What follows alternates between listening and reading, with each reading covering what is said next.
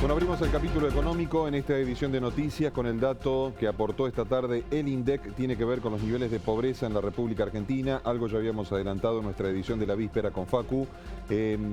Para el organismo estadístico, la situación está mejor comparativamente con el último semestre de 2024. No obstante, tenemos 15 millones de pobres en la República Argentina y más de 3 millones de personas que viven en condición de indigencia.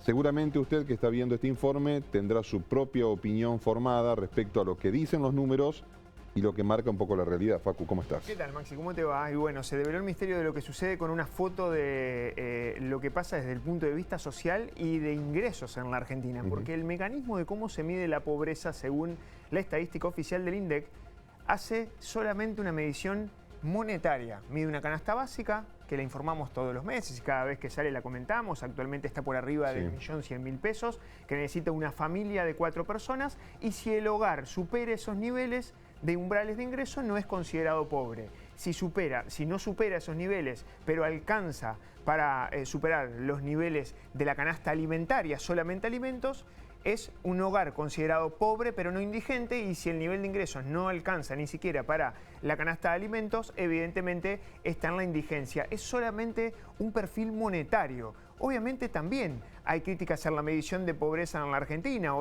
que en definitiva está muy atada a cómo está representado el nivel de gastos de los hogares, algo que habría que actualizar, y el INDEC lo tiene en agenda, la modificación de cómo se construye este indicador. Sin embargo, sin lugar a dudas ha tenido una mejora sustancial en los indicadores de pobreza e indigencia en la Argentina, porque hace un año atrás, cuando vos comparabas el primer semestre, la foto de la primera mitad del 2025, comparado contra el mismo periodo del 2024, fue el récord, el pico que hizo de casi 53% de las personas pobres en la Argentina. ¿Vos crees que el gobierno lo va a celebrar esto? ¿Que se le infla el pecho al decir, bueno, tenemos menos pobreza? Es que si vos repasás los números y extrapolás a nivel nacional, tenías hace un año atrás cerca de 25 millones de personas que no alcanzaban a superar con el umbral de ingresos los datos de pobreza. Hoy tenés 15, son cerca de 10 millones menos de personas bajo estos indicadores, pero armamos unas placas para pasar en limpio qué es lo que termina sucediendo, no solamente a nivel nacional, sino también haciendo eje en Santa Fe. Bueno, la pobreza en la Argentina en la segunda mitad, a junio de este año, fue del 31,6%. Hay que compararlo contra el 53% del mismo semestre del año anterior, una caída de casi más de 20 puntos porcentuales. Obviamente, si vos extrapolás en toda la población, son cerca de 18, de casi 15 millones de personas, 14,8 como vemos en la placa. En el Gran Santa Fe, la pobreza bajó de niveles del 60 hace un año atrás al 36%, prácticamente redondeando hacia arriba, 35,8% la pobreza en el Gran Santa Fe. Equivale a decir que hay cerca de 198.000 personas que por su situación de ingresos no alcanzan a cubrir los gastos necesarios de canasta básica, o sea que tienen necesidades básicas insatisfechas. Y en el Gran Rosario está por debajo de la media nacional, 28% de la pobreza, y afecta al 381.000 personas de acuerdo a la estadística oficial. Si pasamos de la pobreza a la indigencia, aquellos que están en una situación mucho más compleja y de vulnerabilidad, bueno, ahí también hubo, si se quiere, una mejora en el indicador. Hace un año atrás estaba en el orden del 18%, había más de 8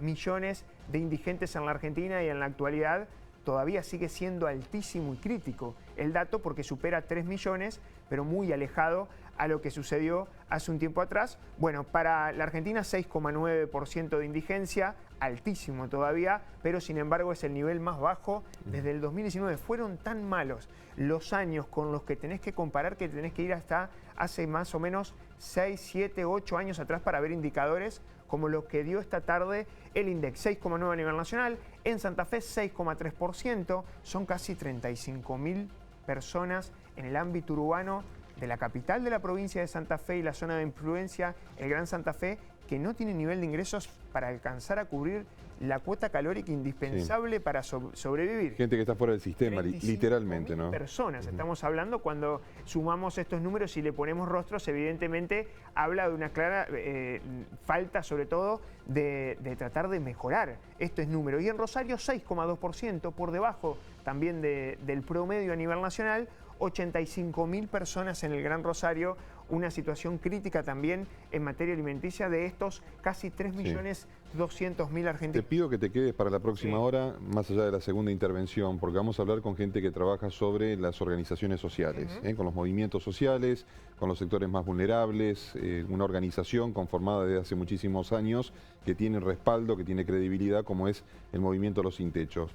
Hoy en la previa de la entrevista que vamos a mantener nos decían, bueno, esto no se condice con la realidad.